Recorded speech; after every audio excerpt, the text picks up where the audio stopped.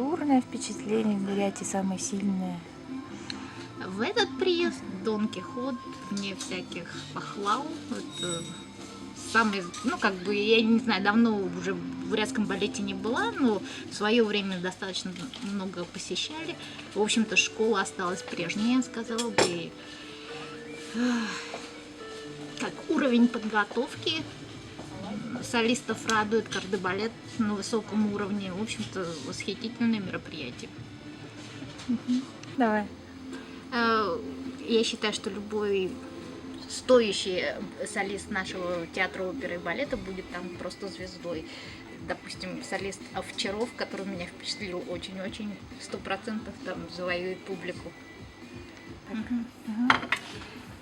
Сидя здесь на Дон Кихоте, я как бы думала про себя, что за такую постановку, за такой показ где-нибудь в Нью-Йорке я отдам $250-300.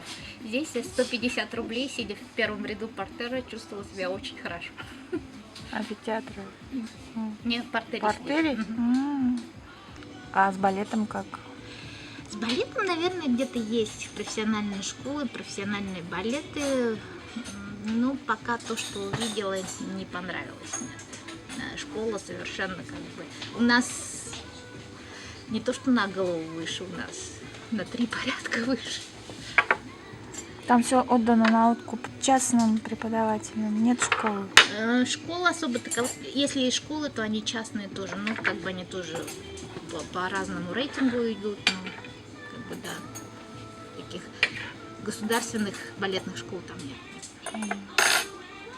А откуда там появляются балетные артисты? Я так думаю, что талантливые люди, как бы уже родители вкладываются и во все эти школы отдают, и как бы там есть рейтинг школы, и вот как бы, ну, если как бы посмотреть, то американский балет, он как бы намного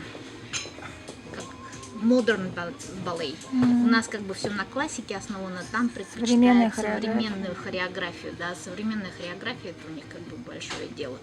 Классический балет как бы любят, ну, уже люди в возрасте, но школа классического балета, я скажу, не на уровне.